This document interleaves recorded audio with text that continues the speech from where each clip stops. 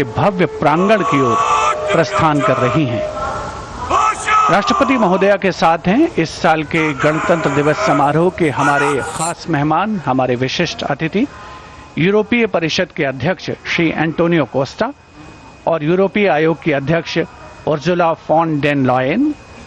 राष्ट्रपति महोदया के सेरेमोनियल प्रोसेशन में उनके दाहिनी ओर, हमारे विशिष्ट अतिथि के ठीक पीछे सधे कदमों से आगे बढ़ रहे हैं राष्ट्रपति के सैन्य सचिव मेजर जनरल वुडे परीदा और उनके बाईं ओर हैं राष्ट्रपति के उप सैन्य सचिव ग्रुप कैप्टन अर्पित काला। इस सेरेमोनियल प्रोसेशन को एस्कॉर्ट कर रहे हैं राष्ट्रपति महोदया के एडीसी मेजर ऋषभ सिंह सांब्याल और उनके बाईं ओर हैं एडीसी मेजर सिद्धार्थ शर्मा। सलामी मंच पर पहुंचने पर प्रेसिडेंट बॉडीगार्ड द्वारा नेशनल सैल्यूट माननीय राष्ट्रपति महोदया को प्रदान किया जाएगा।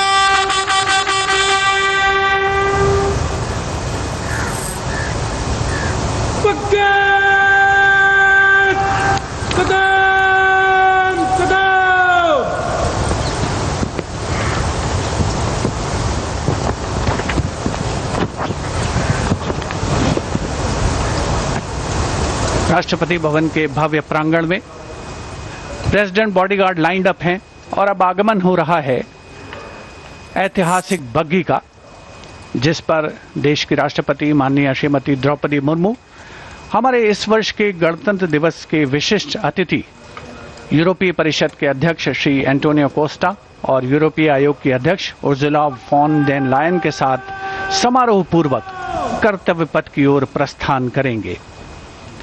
राष्ट्रपति के अंगरक्षक दुनिया की सबसे पुरानी रेजिमेंट्स में शामिल। इस रेजिमेंट के लिए गणतंत्र दिवस 2023 बहुत खास था, क्योंकि राष्ट्रपति के अंगरक्षकों ने वाराणसी में 1773 में अपनी स्थापना के 250 साल पूरे होने का जश्न मनाया था।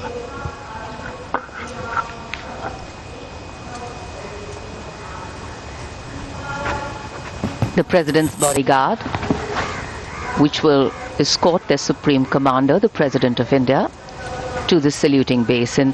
This is a splendid view of the forecourt of Rashtrapati Bhavan, the official residence of the President of India.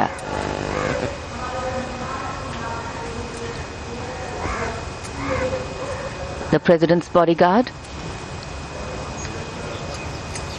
getting ready to take their positions. And just to give you a context of the placement, Lieutenant Colonel Angad Singh Thien, astride Arya. The presidential buggy, a symbol of India's rich history, traditions and culture, is being led by Naib Risaldar Jitendra, mounted on Longstride. For the officers and men of the President's bodyguard, their horses are a very important part of their lives. Magnificent bay and dark-colored war horses. And this is the senior-most regiment of the Indian Army. Going around the 44-meter tall Jaipur column.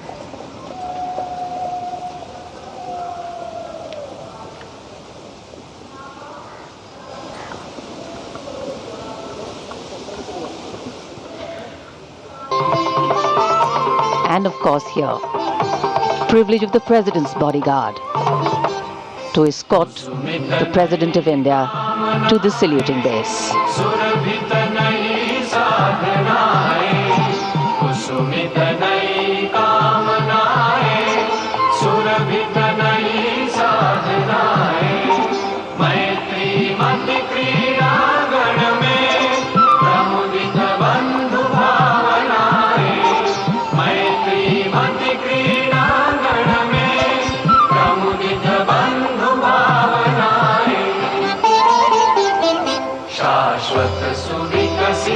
अति शुभं शाश्वत सुविकसित इति शुभम्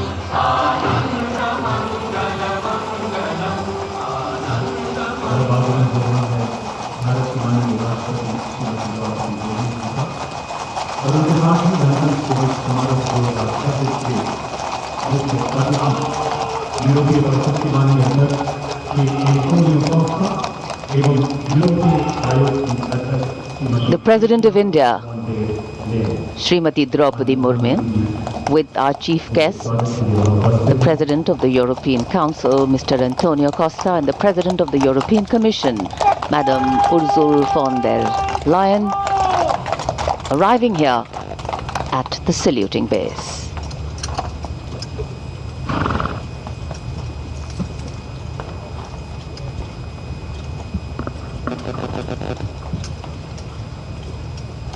We extend a very warm welcome to President of the European Council, His Excellency Mr. Antonio Costa, a leading political figure recognized for his... It's always a proud moment for each and every one of us when we welcome our foreign friends, our foreign dignitaries and special invitees here to celebrate along with us.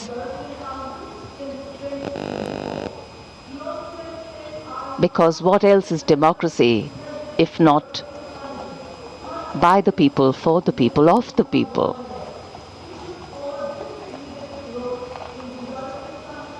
President Murmu, India's constitutional head, being welcomed here at the saluting base.